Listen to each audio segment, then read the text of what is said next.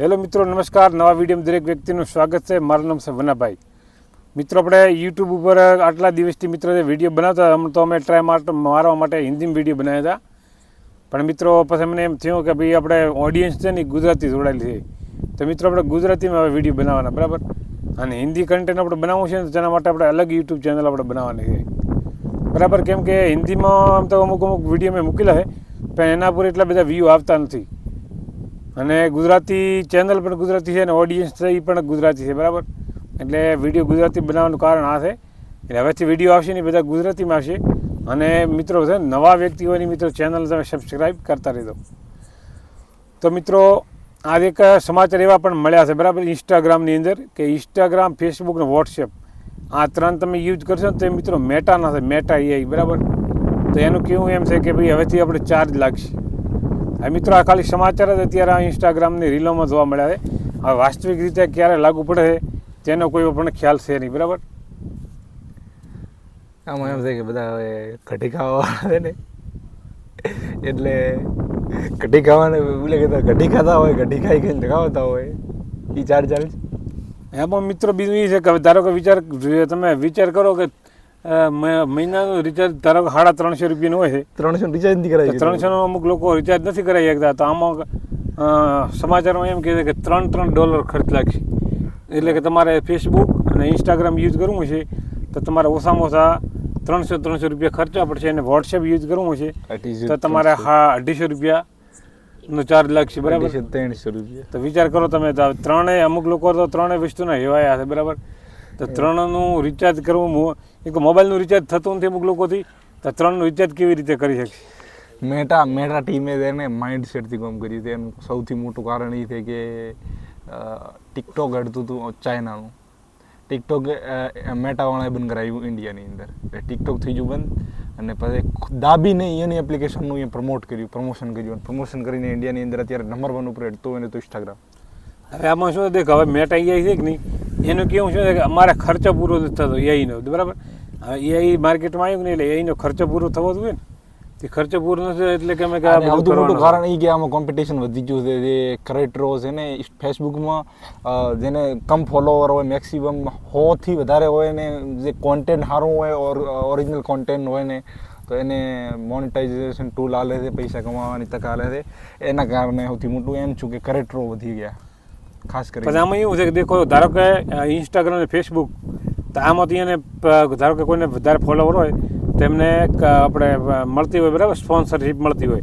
એટલે એ વ્યક્તિ 3 રૂપિયાનું રિચાર્જ કરાવી શકશે. પણ અમુક લુખવાડો એવી છે કે જે મહિનાનું રિચાર્જ નથી કરાવી શકતી, એ તો રીલ દેખતી હોય, એ એનું શું થાય છે? મેન મુદ્દાની વાત થઈ છે.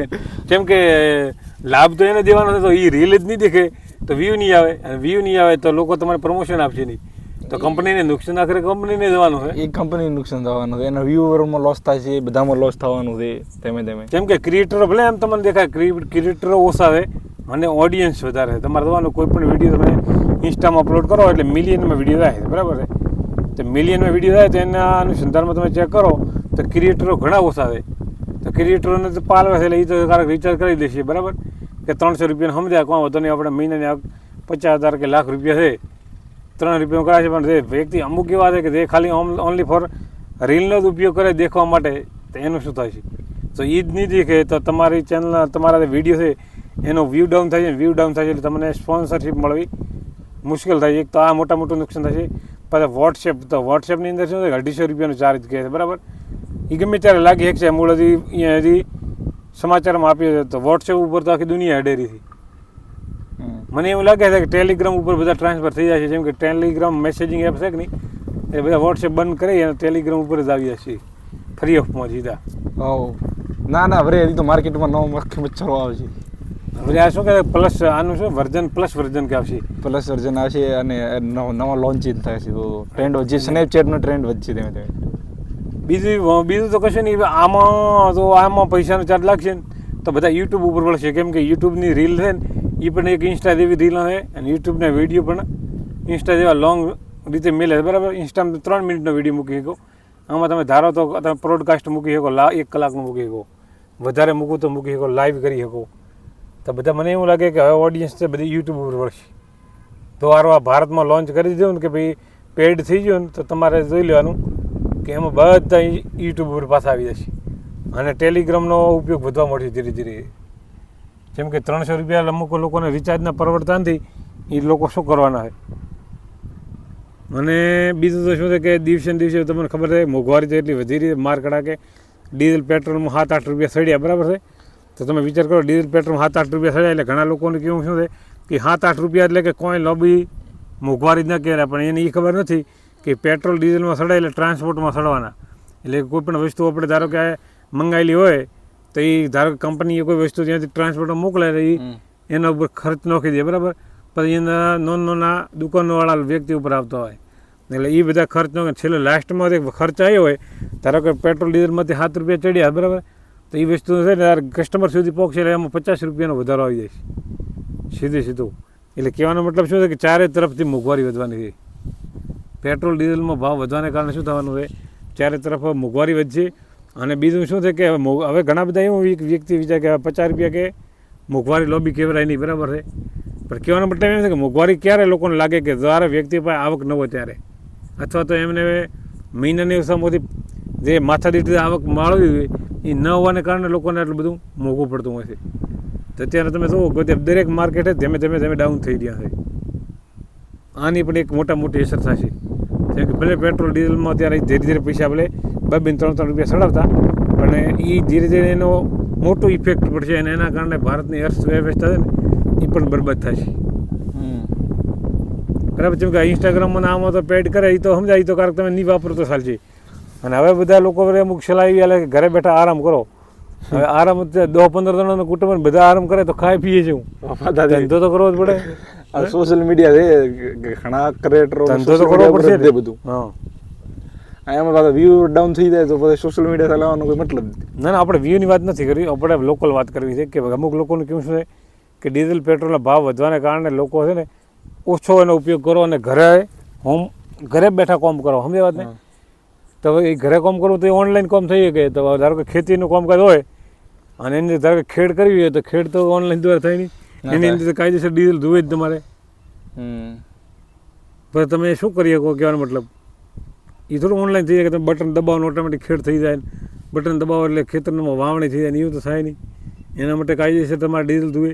ઘણા બધા આ જ્યારે ચૂંટણી પૂરી થઈ એટલે ઘણા બધા લોકો છે ને ખેડૂત લોકો એવા હલવાણા છે જ્યારે પીપળા લઈને બેસી જાય છે, જ્યાં તો ડબલાને પીપળા લઈને તેલની લાઈનમાં લાગેલા છે. એ લોકોને બે બાજુનું નુકસાન, એક તો ગરમી એટલી પડી રહી છે, બીજી બાજુ ડીઝલ પેટ્રોલની કમી છે, એનાથી પણ લોકોને બધા ભૂછાને તરસ્યા રહેવું પડે. એટલે કે વારામાં ઊભા ન રહે તો બીજા લોકો આડે ભરાવી જતા રહે. અમુકના નસીબ એટલા કઠણ છે કે હું આ બાજુ વારો આપવાનો હોય ને પેટ્રોલ ડીઝલ ખતમ થઈ જાય, બોલો. એટલે બીજ આપણે 4 કલાક સાહેબ લાઈનમાં ભરવું પડે તારે ડીઝલ લાલે. એ તો આપણા વિસ્તારમાં 4 કલાક એનાથી ભરવું પડતું. પણ ઇન્સ્ટાગ્રામ ઉપર આપણે વિડીયો ઘણી વાર જોતા હોતો કે સૌરાષ્ટ્ર બાજુના વિડીયો ઘણા આવે છે, કચ્છ સૌરાષ્ટ્ર બાજુના, કે લોકોની લાઈનો લોબી છે. અમે તો વાવથરાજના, એટલે મારે તો વાવથરાજમાં આવું કોઈ છે નહીં. ભૂગમરો થઈ ગયો, ભૂગમરો. અમારે વાવથરાજમાં આપણે હું છે નહીં, આપણે છે લાઈનો છે નોર્મલ, એટલું બધું નહીં. આપણે વારો આવી જાય મળે પણ ઘણું છે, એટલે આપણે કોઈ પ્રોબ્લેમ નથી. પણ ઇન્સ્ટાગ્રામમાં એ બાજુના વિડીયો દેખાય એટલે આપણને એવું લાગે બસમાં એવી લાઈનો હતી, કિલોમીટર સુધી લાઈનો હતી, ટ્રેક્ટરોની ગાડીઓની લાઈનો હતી. તો એ લોકોને શું દશા થતી છે, ઉનાળાની આવી સખત ગરમી પડી ગઈ, બોલો. દેશનું ભવિષ્ય ખતરામાં છે, દેશનું ભવિષ્ય ખતરામાં છે. એટલે કહેવાનો મતલબ મિત્રો શું છે કે દુઃખના દાડા અત્યારે બધા ઉપર છે, સંકટ મોટું તોળાઈ રહ્યું છે, અર્થવ્યવસ્થા છે એ બરબાદ થઈ રહી છે. તમારું શું કહેવું છે કમેન્ટમાં જણાવો, તો જણાવવું હોય, બરાબર. આપણે કમેન્ટ વાંચશે, બરાબર. એના અનુસંધાનમાં આપણે વિડીયો બનાવશે, શું કહેવા માગે બધા. જેમ કે વિડીયો બનાવવો જરૂરી છે અને તમારા જે વિચારો છે એ પણ જણાવજો. વિડીયોની લેન્થ કેટલી થઈ છે? ના એન્ડ કરાય એવું છે લાંબો વિડીયો થશે પછી લોકોને જોવામાં મજા નહીં આવે, બોરિંગ થશે.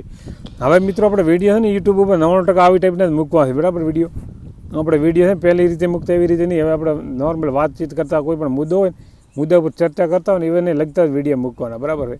એટલે જોવાવાળાને મજા આવે. અને બીજું શું છે કે લોંગ થોડોક વિડીયો બનાવો તો 2 રૂપિયા આવકમાં અમને થાય. કેમ કે શોર્ટ વિડીયો બધા નાના વિડીયો બનાવો કે નહીં એનામાં એટલું બધું મજા આવતી નથી, બરાબર. નવા હોય વ્યક્તિ ચેનલને મિત્રો સબસ્ક્રાઈબ કરી લીધો, બરાબર. અને વિડીયોને લાઈક કરતા રહેજો, વિડીયો શેર કરતા રહેજો. આટલો ઘણો એના આમ વિડીયોમાં સારું રિસ્પોન્સ મળશે ને આપણને તો પછી આપણે લોબો વિડીયો બનાવશે, પછી કોઈ પ્રોડકાસ્ટને લગતા વિડીયો બનાવતા રહીશું, બરાબર. તો આજના વિડીયોમાં આટલું. ફરી મળીશું નવા વિડીયોની અંદર નવી માહિતી લઈને. જય ગૌ માતા, જય ગોપાલ.